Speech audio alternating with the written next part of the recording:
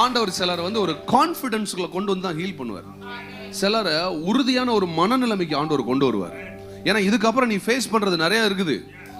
இன்னைக்கு நீங்க ஹீல் ஆயிட்டீங்க, அப்படி ஹீல் ஆயிட்டீங்க, நாளைக்கு மறுபடியும் இன்னொரு பிரச்சனை வாழ்க்கையில வரும்போது நீங்க வந்து அதை ஃபேஸ் பண்றதுக்கு உங்களுக்கு பலன் வேணும், தைரியம் வேணும். நாளைக்கு ஒருவேளை டாக்டரே உன்னை பார்த்து சொல்றாங்க உனக்கு கேன்சர் இருக்க மாதிரி இருக்குன்னா நீ திருப்பி சொல்லணும், வாய்ப்பு இல்லையே, எனக்கு அது வர வாய்ப்பு இல்லையே.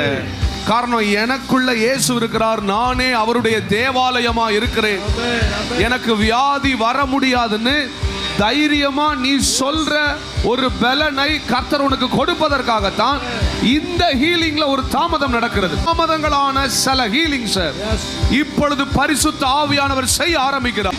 சரீரங்கள் சுகமாகட்டும், இப்பொழுது விடுதலையாகட்டும்.